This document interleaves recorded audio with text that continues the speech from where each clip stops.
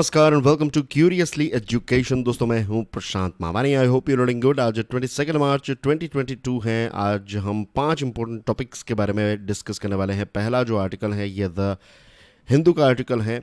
शशि थरूर साहब ने ये लिखा है and it's about United Nations.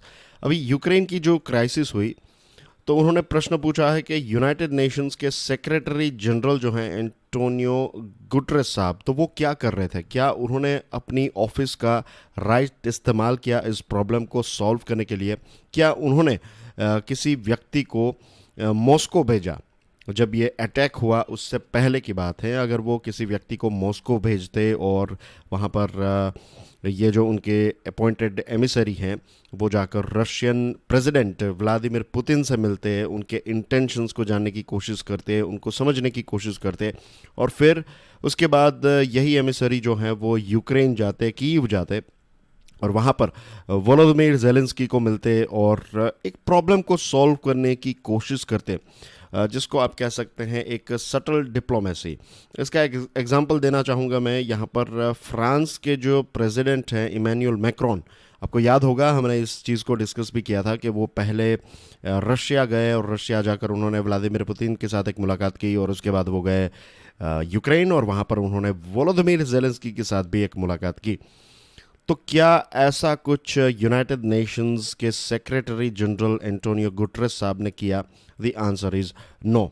ना तो उन्होंने अपने किसी व्यक्ति को या फिर अपॉइंटेड एमिसरी को रशिया भेजा, ना तो उन्होंने वॉशिंगटन डीसी यानी कि यूएसए भेजा, और ना ही ब्रसल्स जहां पर नेटो का हेडक्वार्टर है वहां पर भी किसी व्यक्ति को नहीं भेजा। तो यू कैन से कि उन्होंने ओपनली या फिर बैकडोर किसी व्यक्ति को भेजकर अपना जो रोल है, यूनाइटेड नेशंस का जो रोल है एज ए सेक्रेटरी जनरल, उनका जो रोल है वो फुलफिल नहीं किया है उन्होंने। यहाँ पर यानी कि शशि थरूर साहब ने अपने इस आर्टिकल में यूथांत कौन है शायद आपको पता नहीं होगा, क्योंकि यूथांत जो है ये 62 की बात है, तो बहुत ही पुराना एक टॉपिक है जिसको कहते हैं क्यूबन मिसाइल क्राइसिस।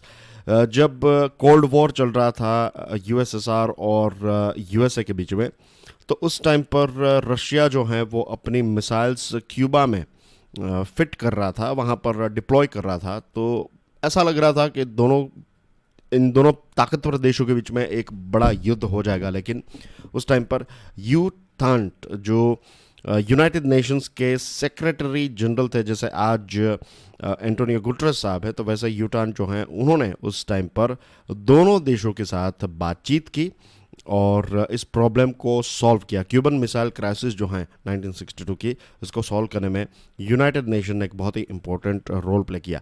1998 में यूएन सेक्रेटरी जनरल थे कोफी अन्नान, और उस टाइम पर जब यूएसए इराक पर बॉम्बिंग करने वाला था, अटैक करने वाला था, इन्वेजन करने वाला था, तो उस टाइम पर कोफी अन्नान जो हैं वो खुद बगदाद गए और फिर इस प्रॉब्लम को सॉल्व करने में एक बहुत ही इंपॉर्टेंट रोल प्ले किया। तो यहाँ पर भी यूएन ने एक बहुत ही इंपॉर्टेंट रोल प्ले किया। अब ये कह देना, जो सेक्रेटरी जनरल साहब हैं एंटोनियो गुटरेस, उन्होंने ये कहा कि जब कोई परमानेंट मेंबर, जो यूएनएससी का परमानेंट मेंबर जब इस प्रकार की कोई चीज़ करता है तो फिर यूएन जो है वो लाचार हो जाता है, तो ये बात बिल्कुल इनएक्यूरेट है।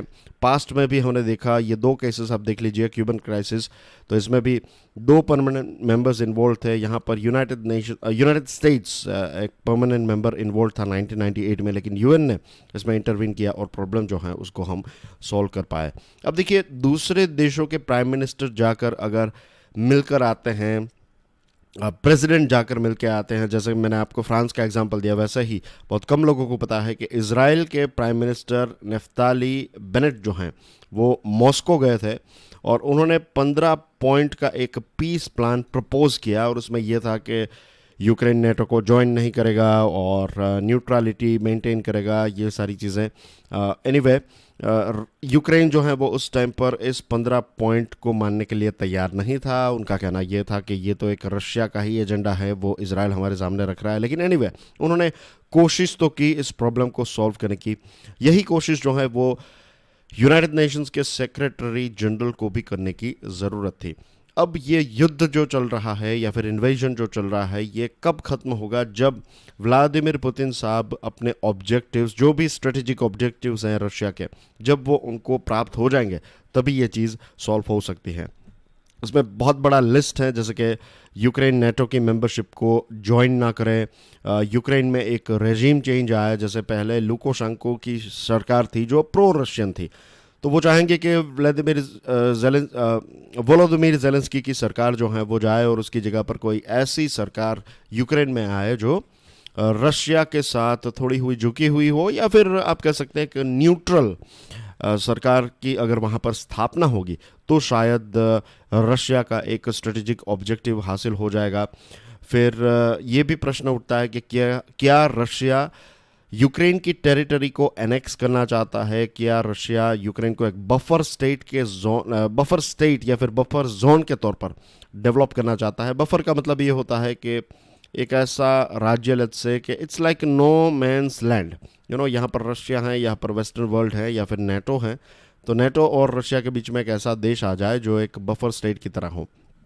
और क्या रशिया जो है स्ट्रेटेजिक ऑब्जेक्टिव्स की बात करें तो क्या वो एक सबक सिखाना चाहता है? और क्या रशिया स्ट्रेटेजिक ऑब्जेक्टिव में जो सैंक्शंस उनके ऊपर लगे हैं, 2014 से पहले भी कुछ सैंक्शंस थे, 2014 में जब क्रीमिया एनेक्स किया उसके बाद भी कुछ सैंक्शंस ऐड हुए थे, तो क्या ये सारे सैंक्शंस जो हैं उसको भी ख़त्म करने का एक प्रयास रशिया कर रहा है? ये सारे कुछ ऐसे प्रश्न हैं जिनके जवाब ना तो मैं जानता हूँ, ना तो आर्टिकल लिखने वाले लोग जानते हैं, ना तो फॉरेन ऑफिस में काम करने वाले लोग जानते हैं, क्योंकि रशिया को ही पता होगा कि वो एग्जैक्टली क्या चाहता है। देखिए, रशिया को भी बहुत सारा नुकसान हो रहा है, बहुत सारे उनके ट्रूप्स जो हैं वो मर रहे हैं, उनके जो सोल्जर्स हैं उनकी भी मृत्यु हुई है, बहुत सारे लोग इंजर्ड हुए हैं और ख़र्च भी ज़्यादा हैं, सैंक्शंस लगे हैं, तो इकोनॉमिकली भी रशिया जो है उसको बहुत सारा नुकसान हो रहा है। जियोपॉलिटिकली बहुत सारे देशों के साथ रिलेशनशिप जो हैं वो ख़राब हो चुके हैं। डिप्लोमेटिकली भी बात करें तो बहुत सारे देशों के साथ रिलेशनशिप जो हैं वो ख़राब हो चुके हैं।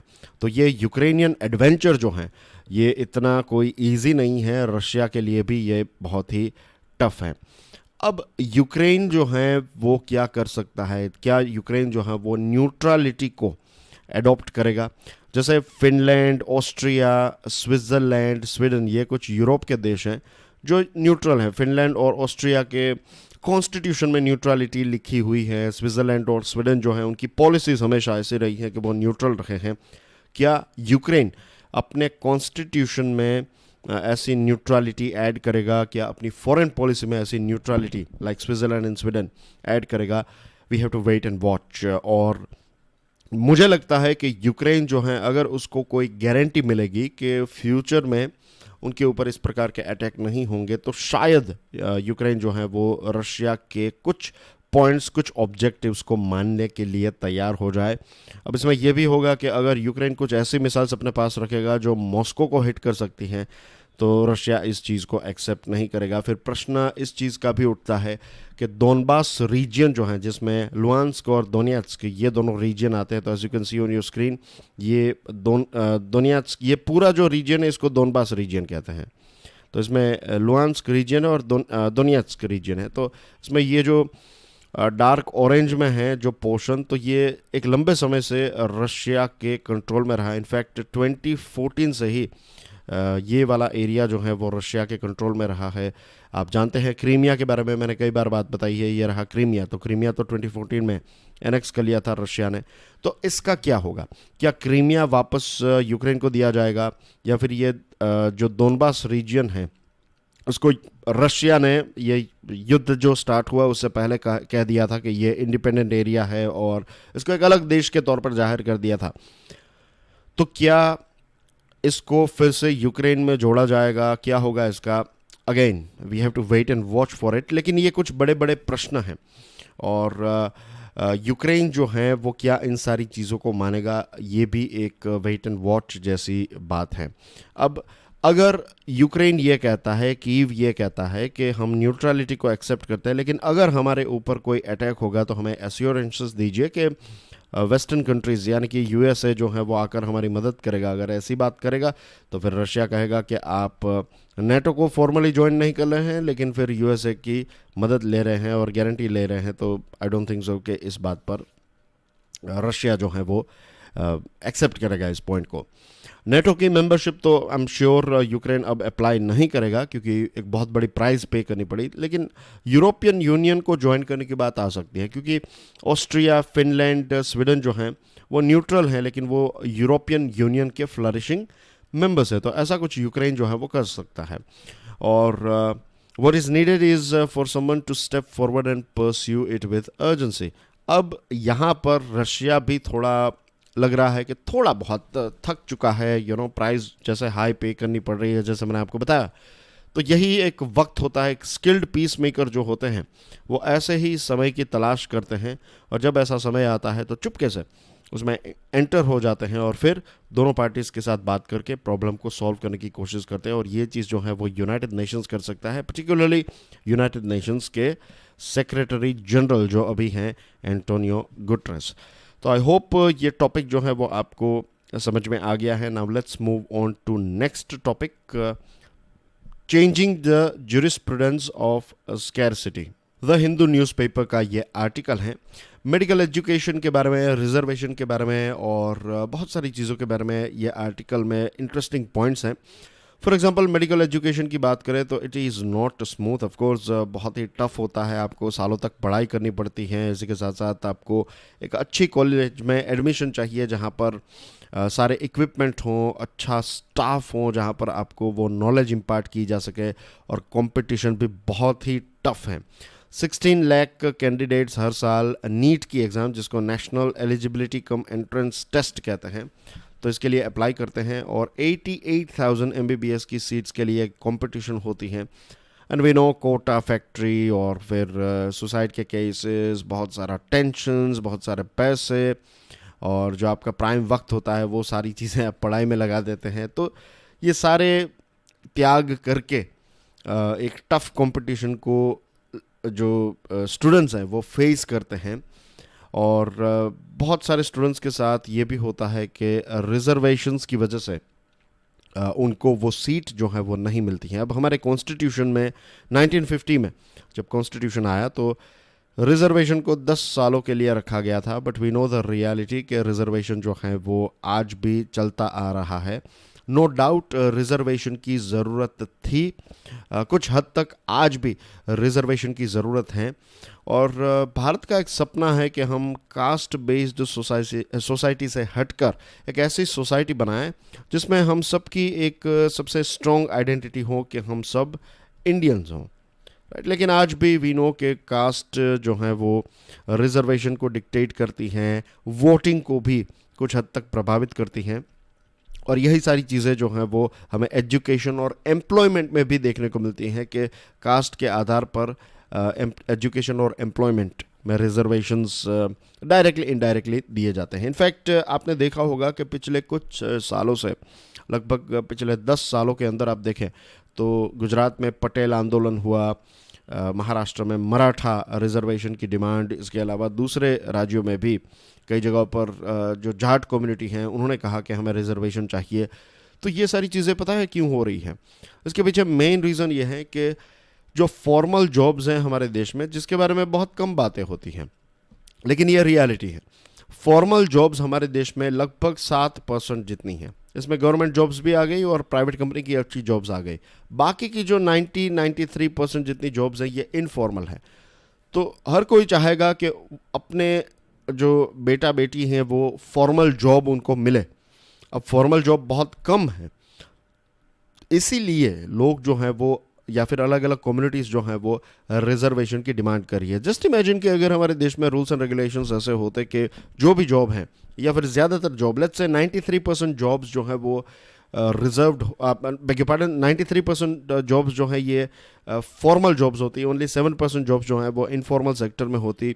और अगर गवर्नमेंट जॉब्स में भी अगर ऐसा होता कि अगर आप परफॉर्म नहीं करते हैं तो आपको कभी भी निकाला जा सकता है, जस्ट लाइक प्राइवेट कंपनी। तो गवर्नमेंट कंपनी का या फिर गवर्नमेंट जॉब का चार्म जो है हमारे देश में बहुत ज़्यादा है, वो चार्म चला जाता है। लेकिन हमारे देश में ये भी मेंटालिटी है कि गवर्नमेंट जॉब मिल गई तो आप कुछ नहीं करेंगे तो भी आपको कोई निकाल नहीं सकता, और ये हकीकत है। हर कोई ऐसा नहीं सोच रहा है, लेकिन बहुत सारे लोग गवर्नमेंट जॉब ज्वाइन करना चाहते हैं। तो उनको आप अगर पूछेंगे तो उनका एक बेनिफिट तो वो बताएंगे ही कि एक बार आपको ये जॉब मिल गई, फिर आप अगर कोई करप्शन नहीं करते या फिर पकड़े नहीं जाते लत से, या फिर आप टाइम टू टाइम ऑफिस जाते, ऑफिस से निकल जाते हैं, दैट्स इट, राइट। आपको कोई निकाल नहीं पाएगा। प्रमोशन और ये सारी चीज़ें जो हैं वो आपके परफॉर्मेंस पर नहीं, आपकी सीनियोरिटी के आधार पर आपको मिलती हैं। प्राइवेट कंपनी में ऐसा नहीं होता है। तो ये भी एक रीज़न है। कोर्ट्स ने भी कोशिश की, राइट।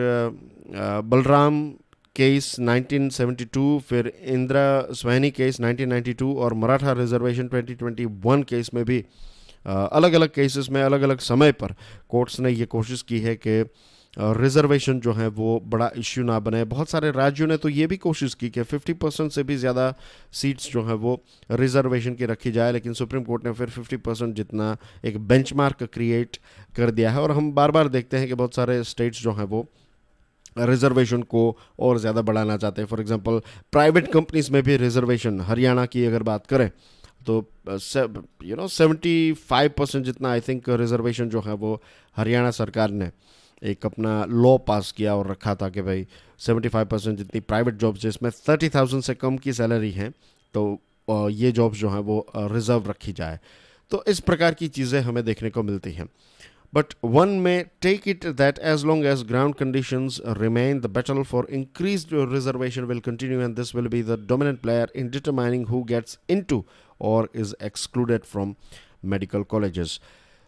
रियलिटी यह है कि रिजर्वेशन की डिमांड जो है वो तो रहेगी ही, और दे विल डिटरमाइन, मीन्स ये रिजर्वेशन ही डिटरमाइन करेगा कि किसको मेडिकल कॉलेज में एडमिशन मिलेगा और किसको नहीं मिलेगा।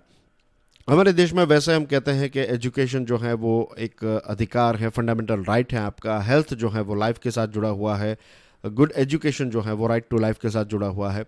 लेकिन इन सारी चीज़ों को हम उतना ज़्यादा, मीन्स फंडामेंटल राइट है ये, लेकिन क्या लीगली हमने इस चीज़ को इम्प्लीमेंट किया है? हाल ही में प्राइम मिनिस्टर मोदी साहब ने जब यूक्रेन से हमारे स्टूडेंट्स वापस आ रहे थे तो उन्होंने कहा कि क्यों हम हमारे स्टूडेंट्स को प्रॉपर एजुकेशन इस देश में नहीं दे सकते, क्यों उनको बाहर जाना पड़ रहा है। द रीज़न इज़ के उनको यहाँ पर सीट्स नहीं मिलती हैं। This is one of the main reason कि उनको दुनिया के अलग अलग देशों में बाहर जाना पड़ता है। अगर बेस्ट यूनिवर्सिटीज़ अगर हमारे यहाँ पर होती तो it is very cheap compare to what you spend abroad. और नई यूनिवर्सिटीज़, चाहे मेडिकल कॉलेजेस हों, चाहे दूसरी फील्ड की कॉलेजेस हों, तो उनकी स्थापना करना जो है वो भी डिफ़िकल्ट है। बहुत सारे रूल्स एंड रेगुलेशंस हैं। सिर्फ सोसाइटीज़ और ट्रस्ट ही एजुकेशन प्रोवाइड कर सकते हैं। क्यों कोई प्राइवेट प्लेयर को आप एंट्री नहीं दे रहे हैं, राइट। प्राइवेट प्लेयर अगर अच्छी क्वालिटी का इंफ्रास्ट्रक्चर, अच्छे टीचर्स और अच्छे स्टैंडर्ड से एजुकेशन प्रोवाइड कर रहा है तो उनको परमिशन देनी चाहिए। और प्राइस की बात करें तो देखिए, कोई भी व्यक्ति अगर पैसे इन्वेस्ट करेगा, आप ही सोचिए कि अगर आप पैसे इन्वेस्ट करेंगे तो आप चाहेंगे कि आपको उसमें प्रॉफिट मिले, तो इसमें कोई गलत बात नहीं है। हाँ, प्राइस अगर ज़्यादा लग रही है और सरकार मदद करना चाहती है तो we can find a way out. इस आर्टिकल में नहीं है but this is a suggestion, we can give coupons कि अगर लेट्स से कि मेडिकल कॉलेज की प्राइस 1 करोड़ है आपके कोर्स की, तो सरकार ऐसा कुछ कर सकती है कि 50 लाख का एक कूपन जो है वो एक स्टूडेंट को अलॉट कर सकती है। तो 50 लाख फी जो है वो स्टूडेंट पे करेगा और बाकी के 50 लाख जो है based on merit, right, not on reservation, based on merit. ऐसा हो सकता है कि 50 लाख का कूपन दिया जाए, तो अगर ये 50 लाख 4 सालों में पे करने हैं तो जैसे ही स्टूडेंट अपनी फ़ी पे करेगा वैसे ही अगर 12.5 लाख रुपये स्टूडेंट पे करेगा तो उसी वक्त दूसरे 12.5 जो हैं वो सरकार ऑन द स्पॉट डिपॉजिट कर देगी। तो जो प्राइवेट इंस्टीट्यूशन है उनको अपनी फ़ी टाइम पर मिल जाएगी और स्टूडेंट जो है वो अपना एजुकेशन जो है वो कंटिन्यू कर पाएगा। तो ऐसे कुछ सॉल्यूशंस जो हैं वो हम निकाल सकते हैं। और इसके साथ साथ जो जो ऑफिशियल डम है, ऑफिशियल डम यानी कि बहुत ज़्यादा इंटरवेंशन या फिर आप कह सकते हैं कि इंस्पेक्टर राज, ये सारी चीज़ों को हटाना, रूल्स एंड रेगुलेशंस को इजी करना, नए प्लेयर्स को अट्रैक्ट करना ताकि नई कॉलेजेस, खास करके मेडिकल कॉलेजेस हमारे देश में और ज़्यादा क्रिएट हो और ज़्यादा सीट्स अवेलेबल हो। क्योंकि हमारे देश में डॉक्टर्स की ज़रूरत है, टीचर्स को जॉब्स की ज़रूरत है। तो ये सारी चीज़ें तभी फुलफ़िल होगी जब हम ज़्यादा इंस्टीट्यूशंस को अलाउ करेंगे, isn't it. Moving on to next topic, Pioneer का ये आर्टिकल है। हाल ही में वाइस प्रेसिडेंट वेंकैया नायडू साहब ने सेफ्रोनाइजेशन के बारे में बात की। एजुकेशन के बारे में बात कर रहे थे वो देव संस्कृति विश्वविद्यालय में, उत्तराखंड में जो है, और वहाँ पर उन्होंने ये कहा कि अब वक्त आ चुका है कि हम हमारे देश में जो कॉलोनियल माइंडसेट है उससे बाहर निकले और एजुकेशन को और ज़्यादा इंडियन और ज़्यादा भारतीय बनाएं। देखिए, हमारे देश का जो कॉन्स्टिट्यूशन है उसमें भी सेक्युलरिज्म शब्द लिखा हुआ है, और सेक्युलरिज्म जो है वो हमारे देश का और कॉन्स्टिट्यूशन का एक कॉर्नर स्टोन है। हमारे जो मॉडर्न इंडिया है, हमारे देश को लेट्स से 75 ईयर्स हुए हैं, लेकिन हमारी संस्कृति जो है देश की वो 5000 साल पुरानी है। सी देयर इज़ अ डिफरेंस। आज़ादी को भले ही 75, लेकिन सिविलाइजेशन कितना पुराना है, 5000 प्लस ईयर पुराना है। तो क्या 5000 सालों से सिर्फ सेफ्रोनाइजेशन ही चल रहा था? The answer is no. No doubt Macaulay education system जो है उसमें बहुत सारी खामियां हैं, लेकिन अब वक्त आ चुका है, हमारे पास गैजेट्स हैं, टूल्स हैं, वो सारे सॉफ्टवेयर्स अवेलेबल हैं जिससे चीज़ों को ट्रांसलेट किया जा सकता है। तो इंडियन लैंग्वेजेस में एजुकेशन प्रोवाइड करना काफ़ी इम्पोर्टेंट है, राइट, इसमें कोई डाउट नहीं है। और बहुत सारे रिसर्च ने भी ये कहा है, रिसर्च की फाइंडिंग ये कहती है कि अगर मदर टंग में एजुकेशन जो है वो इम्पार्ट की जाए एक बच्चे को, तो उसका कॉग्निटिव डेवलपमेंट भी काफ़ी अच्छा होता है। अब प्रेसिडेंट साहब ने ये जो वाइस प्रेसिडेंट नायडू साहब ने जो शब्द का इस्तेमाल किया है, saffronization is not the right word, I think Indianization is the right word. क्योंकि सेफ्रोनाइजेशन की जब हम बात करते हैं तो आरएसएस और बीजेपी की बात आती है, लेकिन इंडियनाइजेशन की बात करते हैं तो पूरे सिविलाइजेशन की बात होती है। और इसमें चॉक एंड चीज़ जितना बड़ा डिफरेंस है, अंग्रेजी में कहते हैं कि difference between chalk and cheese, यानी कि जो कहते हैं ना हाथी और घोड़े में जो डिफरेंस है उतना बड़ा डिफरेंस है इंडियनाइजेशन और सेफ्रोनाइजेशन में। हाँ, अगर हमें कुछ चाहिए तो that is Indianization, but not definitely saffronization. भारतीयों का और हमारी जो ट्रेडिशन है भारत की, तो इसका साइंस में, एस्ट्रोनॉमी में, मैथ्स, मेडिसिन, फिलोसॉफी और दूसरी डिसिप्लिन्स में बहुत बड़ा कंट्रीब्यूशन रहा है। एल्बर्ट आइंस्टाइन ने भी कहा था कि इंडियंस ने बहुत ही इम्पोर्टेंट रोल प्ले किया है, उन्होंने हमें काउंट करना सिखाया, जो गिनती है वो हमें इंडियंस ने सिखाई दुनिया को। और अगर ये गिनती ही हम नहीं सीखते तो बहुत सारे साइंस के जो कॉन्सेप्ट्स हैं, ये सारी चीज़ें पैदा ही नहीं होती अगर काउंटिंग जो है वो हम नहीं करते। तो नो डाउट इंडियन सिविलाइजेशन का कंट्रीब्यूशन काफ़ी अच्छा है, and I am not saying कि जस्ट इंडियन सिविलाइजेशन का, दुनिया के सभी पुराने सिविलाइजेशन का कंट्रीब्यूशन जो है वो ह्यूमैनिटी के लिए बहुत ही इम्पोर्टेंट रहा है। अब अगर हम बात करें इंडियन सिविलाइजेशन की, तो ये कोई एक पर्टिकुलर धर्म से पैदा नहीं हुआ है, इसमें अलग अलग लैंग्वेजेस, अलग अलग कल्चर्स, अलग अलग रिलीजियंस का इन्फ्लुएंस रहा है। और बहुत सारे शब्द, जैसे कि हिंदू शब्द जो हैं वो अरब्स और उन सारी रीजन में रहने वाले लोगों से पैदा हुआ। आज भी हम जो मेज़ और कुर्सी शब्द का इस्तेमाल करते हैं वो पोर्तुगीज़ है, और रिक्रूट जो है वो उसका शब्द जो है वो रंगरूट जो है, तो that is coming from English recruit and so on. तो लैंग्वेज जो है वो कोई डेड चीज़ नहीं है, right. Language is not fixed. आज आप देखिए, हमारी आपकी मदर टंग जो है वो हिंदी हो सकती है, मेरी मदर टंग गुजराती है। इंग्लिश एक ऐसी लैंग्वेज है जो आप अपनी स्क्रीन पर देख रहे हैं, मैं जो बात कर रहा हूँ और जो आप बात समझ रहे हैं वो आप हिंदी में समझ रहे हैं। आई वुड रादर से हिंग्लिश, हिंदी और इंग्लिश का एक मिक्सचर है, लेकिन आप आराम से इस चीज़ को समझ रहे हैं। तो आज की जो हम हिंदी भाषा बोल रहे हैं वो ऐसी भाषा है, राइट, वो समय के साथ साथ डेवलप हुई है, और जो चीज़ समय के साथ साथ डेवलप होती है, एक्सपांड होती है, वही चीज़ आगे चलकर एक्सपांड होती है और आगे चलती है।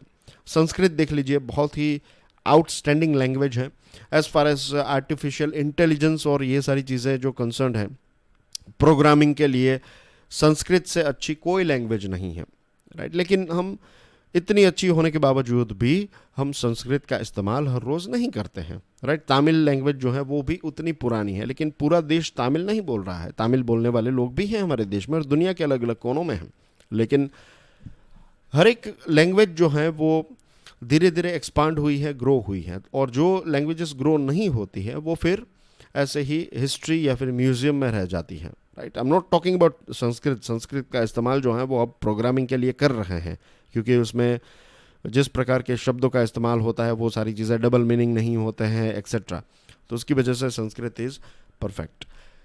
तो अगर हमें एजुकेशन में बदलाव लाना है, जो सेफ्रोनाइजेशन की बात हो रही है, तो वो नहीं, what we need is Indianization. और संस्कृत के साथ साथ उस टाइम पर पाली भी बोली जाती थी, पर्शियन भी बोली जाती थी, तो उन सारी चीज़ों को भी हमें सिखाना चाहिए। इसी के साथ जो भक्ति कल्ट है वो अगर इंडियन है तो उतना ही इंडियन सूफीज़म और जोरास्ट्रियनिज़म है। और हिंदू कल्चर के साथ साथ Muslim culture, Christian, Parsi, Sikh, Jain, Buddhist culture और ट्रेडिशंस जो हैं उनके भी बेस्ट पीसीस जो हैं, ये सारे अलग अलग धर्म जिनके नाम आप स्क्रीन पर देख रहे हैं, इनके सारे बेस्ट जो पॉइंट्स हैं वो एजुकेशन सिस्टम के पार्ट होने चाहिए, क्योंकि ये सारे अलग अलग कल्चर्स जो हैं वो भी इंडियन कल्चर का ही पार्ट है, isn't it. Moving on to next item, Indian Express का आर्टिकल है। आपकी स्क्रीन पर जो तस्वीर है, of course this is Narendra Modi साहब। ये कौन है?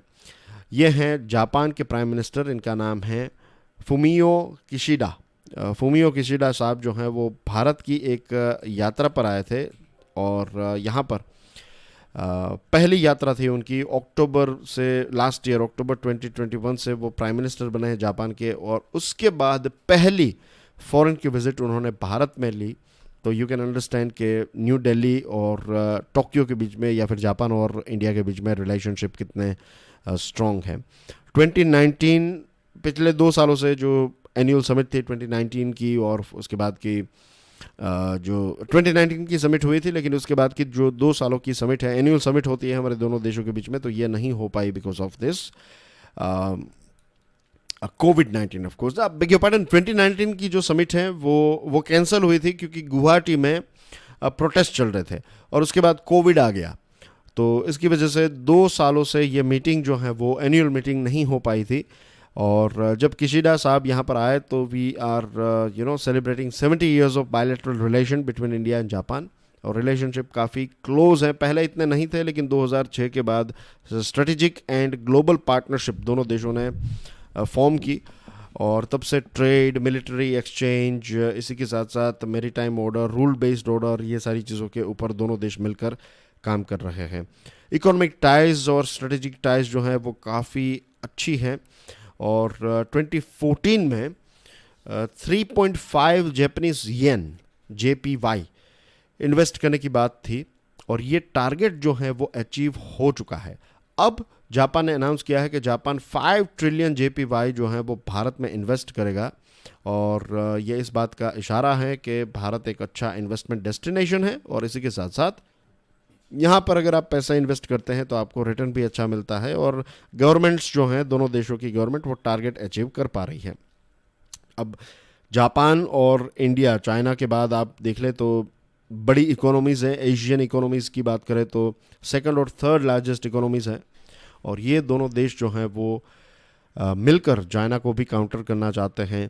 इसके साथ भारत के पास यंगस्टर्स हैं, जापान के पास टेक्नोलॉजी हैं, तो भारत के यंगस्टर्स में स्किल, फिर सप्लाई चेन बिल्ड करना, ये सारी चीज़ें, और डिजिटल सिक्योरिटी, ग्रीन टेक्नोलॉजीज, इन सारे क्षेत्रों में भी दोनों देश जो हैं वो मिलकर काम करने वाले हैं। पाकिस्तान को कंडेम किया। पाकिस्तान जो टेररिज्म को सपोर्ट करता है, तो इसको कंडेम किया जॉइंट स्टेटमेंट में। इसी के साथ अफगानिस्तान में पीस एंड स्टेबिलिटी की बात की। यूक्रेन के बारे में बात हुई, यूक्रेन रशिया को कंडेम किया। जापान ने, इंडिया ने पीस एंड डायलॉग की बात की। और चाइना की अगर बात करें तो हमारे जो हर्ष वर्धन श्रृंगला साहब हैं, जो फॉरेन सेक्रेटरी हैं, उन्होंने कहा कि चाइना का जो एग्रेसिव स्टैंड है इंडो पैसिफिक में, इसके बारे में बात की, और ये भी कहा कि बीजिंग जब तक ये स्टैंड ऑफ लद्दाख में ख़त्म नहीं करेगा तब तक बिजनेस एज यूजुअल जो है वो उनके साथ नहीं हो सकता। आने वाले समय में चाइना के फॉरेन मिनिस्टर वियांग वी भारत आने वाले हैं, और देखते हैं उस टाइम पर दोनों देशों के बीच में क्या बातचीत होती है। और जापान जो है वो भी चाइना से इतना खुश नहीं है, क्योंकि उनका सिंकाकू आइलैंड जो है उसको लेकर भी इश्यू चलते रहते हैं। एंड अब एक 2+2 मिनिस्टीरियल कॉन्फ्रेंस होगी, उस टाइम पर और ज़्यादा कोऑपरेशन की बात हमें देखने को मिलेगी। तो आई होप ये बहुत ही ईजी टू अंडरस्टैंड टॉपिक था, क्योंकि जापान और इंडिया के रिलेशनशिप के बारे में आप बहुत सारी चीज़ें जानते ही होंगे। I am assuming most of the students would be knowing many facts about India and Japan's relationship. Last topic of the day, don't delay. Times of India का ये आर्टिकल है. It's about booster dose, it's about COVID vaccination. देखिए, national technical advisory group on immunization ने ये कहा है कि जो मैक्सिमम इंटरवल है वो 16 वीक्स का होना चाहिए. वो ऐसा ही रखा है, इसको अनचेंज रखा है. लेकिन मिनिमम जो कोविशील्ड के 2 डोजेस के बीच में जो गैप है ये 12 हफ्ते का नहीं लेकिन 8 हफ्तों का होना चाहिए, यानी कि 2 महीने. राइट, तो ये national technical advisory group on immunization ने रेकमेंड किया है. सरकार भी बूस्टर डोज प्रोग्राम के बारे में सोच रही है. हमारे देश में केसेस जो हैं वो काफ़ी कम हो चुके हैं. राइट, कंपेयर टू पिछले 2 सालों के आंकड़ों को देखें तो वीकली इन्फेक्शन जो है ये 40% डाउन है. 15,800 केसेस जो हैं वो वीकली देखने को मिलते हैं और वीकली फैटेलिटीज़ जो हैं वो 200 से कम है. लेकिन ग्लोबल लेवल पर 4% जितना पिछले 7 दिनों में 4% जितना कोविड केसेस में राइज देखने को मिला. आपको पता होगा, कल मैंने एक वीडियो भी बनाया था कि चाइना में लॉकडाउन है, हांगकांग और दूसरे क्षेत्रों में भी लॉकडाउन लगाया गया है. हमारे देश में 15 प्लस की एज ग्रुप के 81% ऐसे लोग हैं जिनको दोनों डोजेस मिल चुके हैं और 96% लोग जो हैं उनको एक डोज मिल चुका है. अब वक्त हमें बर्बाद नहीं करना है. जल्द से जल्द हमें जिन लोगों को सेकंड डोज नहीं मिला है उनको जल्द से जल्द सेकंड डोज देना है. इसी के साथ साथ बूस्टर डोज की तैयारी भी करनी है, क्योंकि अगर एक लंबा वक्त हो गया तो फिर बूस्टर डोज जो है उसकी इम्पैक्ट या फिर इफेक्ट जो है वो देखने को नहीं मिलेगी. WHO का डेटा भी ये भी कहता है कि अगर गैप बहुत ज़्यादा हैं तो फिर मृत्यु के और सीवियर डिजीज़ के चांसेस काफ़ी बढ़ जाते हैं. यूनिवर्सिटी ऑफ एडिनबरा ने भी कुछ ऐसा ही कहा है. तो let's not waste the time. Government को जल्द से जल्द बूस्टर डोज और इसी के साथ साथ जिन लोगों को सेकंड डोज की ज़रूरत है या फिर जो बाकी हैं लोग सेकंड डोज में, तो उनको जल्द से जल्द डोजेस देने चाहिए. और वैक्सीन शॉर्टेज जो है it should not be an issue, क्योंकि बहुत सारे अलग अलग ऑप्शंस आज अवेलेबल हैं. तो मिक्स एंड मैच करके हम वैक्सीन्स जो हैं वो प्रोवाइड कर सकते हैं. And that's everything in today's discussion. Dear friends, मैं थोड़ा ट्रैवलिंग कर रहा था, सो आई वाज आउट. और कई बार ऐसा होता है कि यू मस्ट ये चीज़ करनी भी ज़रूरी है कि you must have some sort of unplanned holidays. ये अपने आप को रिचार्ज करने के लिए बहुत ही इम्पोर्टेंट है. तो मैं कुछ दिनों के लिए I was away from the desk और नो डाउट रिचार्ज रीजुविनेट होके वापस आ गया हूँ. और आज से फिर से ये जो एडिटोरियल एंड आर्टिकल एनालिसिस वाला जो लेक्चर है वो फिर से कंटिन्यू रहेगा. फाइनेंशियल न्यूज़ भी आपको मिल जाएगा और इसी के साथ साथ दूसरे जो वीडियोस हैं, topic based videos, motivational videos, ये सारी चीज़ें आपको मिलती रहेगी. Do check out my motivational podcast curiously forever. आज ही सुबह 6 बजे एक लेटेस्ट पॉडकास्ट अपलोड किया है. Please do share this lecture with other people. Don't forget to subscribe to my channel. और बहुत इंपॉर्टेंट है कि आप इसको शेयर करें. राइट, जितने ज़्यादा लोगों के साथ आप शेयर करें उतना ही इस चैनल के लिए, इस सीरीज़ के लिए अच्छा है और मुझे भी मोटिवेशन मिलता है. देखिए, ऐसा नहीं है कि मैं मोटिवेशनल वीडियोस बनाता हूँ और पॉडकास्ट बनाता हूँ तो मैं हमेशा मोटिवेटेड रहता हूँ.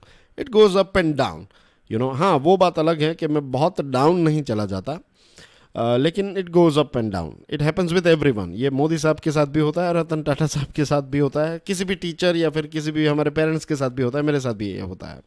तो ये मानना कि I am always motivated, that is not right. Right, it goes up and down. लेकिन जब ऑफकोर्स आपकी कमेंट्स पढ़ता हूँ, आपके जीवन में इससे डिफरेंस हो रहे हैं, तो ये सारी चीज़ें जब पढ़ता हूँ तो मोटिवेटेड फील होता है और लगता है कि चलो और ज़्यादा काम करना है ताकि और ज़्यादा जो यंगस्टर्स हैं उनको इन्फ्लुएंस किया जा सके, पॉजिटिवली ऑफ कोर्स इन्फ्लुएंस किया जा सके. और बस यही है. तो please do share this video series, दूसरे वीडियोस, और इस चैनल के बारे में, जो कंटेंट आपको यहाँ पर मिल रहा है इसके बारे में दूसरे लोगों को बताइए, because you are regular followers. और जो बार बार मैं कहता हूँ कि आप ही इस चैनल के, इस वीडियो सीरीज़ के ब्रांड एम्बेसडर हैं. तो I will leave this responsibility on you, and I'm sure you will not disappoint me. And that's everything from my side. I'll see you soon. Till then, enjoy your studies. God bless you all. Jai Hind.